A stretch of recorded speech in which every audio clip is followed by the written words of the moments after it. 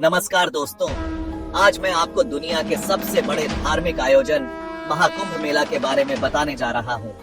महाकुंभ मेला हर 144 साल में एक बार होता है और इसका आयोजन प्रयागराज में होता है। यह मेला हिंदू धर्म का सबसे बड़ा और पवित्र आयोजन माना जाता है। लगभग अगले 6 हफ्तों तक लाखों हिंदू श्रद्धालु, साधु और संत 3 पवित्र नदियों गंगा, यमुना और मान्यता प्राप्त सरस्वती के संगम पर इकट्ठा होते हैं। यहाँ पर श्रद्धालु एलैबोरेट रिचुअल्स में भाग लेते हैं और मोक्ष की प्राप्ति की आशा करते हैं। माना जाता है कि महाकुंभ मेले में भगवान शिव और माता पार्वती स्वयं धरती पर आते हैं। मेले में साधु संतों की अद्भुत दुनिया होती है। इनमें नागा साधु विशेष रूप से आकर्षण का केंद्र होते हैं, जिनकी अनोखी वेशभूषा और अनुष्ठान सबको मंत्र मुग्ध कर देते हैं। इन साधुओं में से कई वाराणसी, हरिद्वार, ऋषिकेश और उज्जैन से आते हैं, जबकि कुछ हिमालय की गुफाओं से, जहां यह अपने जीवन के कई साल ध्यान और तपस्या में बिताते हैं। महाकुंभ मेला सिर्फ एक धार्मिक आयोजन नहीं, बल्कि यह आत्मा की शुद्धि और मोक्ष की यात्रा का प्रतीक है। दोस्तों, महाकुंभ मेले की इस पवित्र यात्रा को एक बार जरूर अनुभव करें। आप भी इस पवित्र आयोजन का हिस्सा बन सकते हैं और अपने जीवन को एक नई दिशा दे सकते हैं। जय महाकाल। महाकुंभ मेले में कई प्रकार के अनुष्ठान होते हैं, जैसे दीपदान, पुष्प अर्पण और हवन। श्रद्धालु गंगा आरती में भाग लेते हैं और भजन कीर्तन करते हैं, जिससे वातावरण भक्तिमय हो जाता है। मेले में अन्नदान और भंडारे का भी आयोजन होता है, जहां लाखों लोग एक साथ भोजन करते हैं। कई श्रद्धालु अपने अनुभव साझा करते हैं और बताते हैं कि कैसे इस मेले ने उनके जीवन को बदल दिया। यहाँ पर ध्यान और योग का भी विशेष महत्व है, जिससे मन की शांति और आध्यात्मिक उन्नति होती है। महाकुंभ मेला विभिन्न क्षेत्र और संस्कृतियों के लोगों को एक साथ लाता है, जो इसे एक अद्वितीय अनुभव बनाता है। मेला हमें एकता और आस्था का संदेश देता है। महाकुंभ मेला एक बहुत बड़ा हिंदू फेस्टिवल है।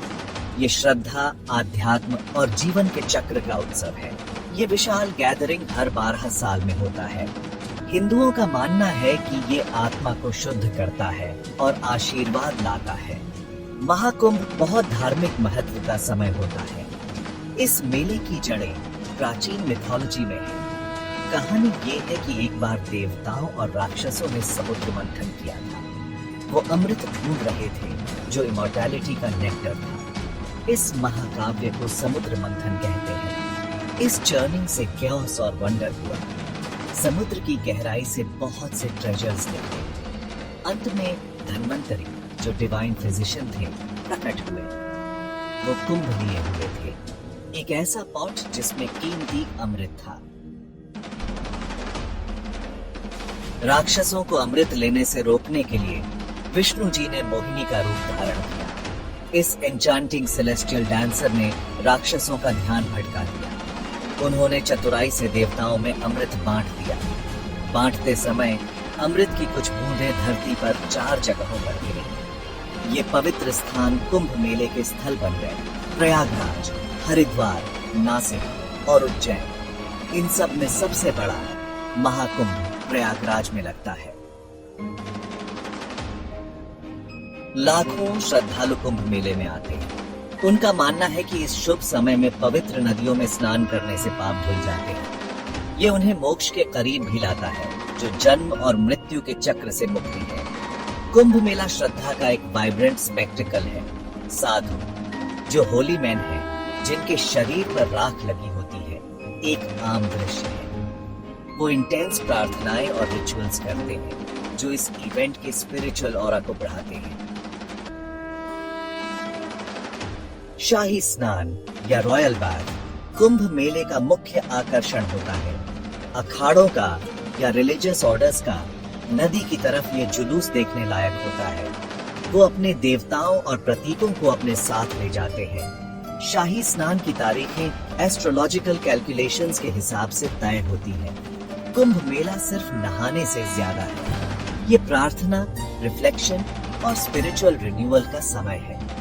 मंत्रों का उच्चारण हवा में गूंजता है, जो भक्ति और आशीर्वाद पाने का माहौल बनाता है। महाकुंभ मेला भारत में श्रद्धा और परंपरा की इंड्यूरिंग पावर का प्रमाण है। दोस्तों, महाकुंभ मेले की इस पवित्र यात्रा को एक बार जरूर अनुभव करें और अपने जीवन को एक नई दिशा दें। जय महाकाल।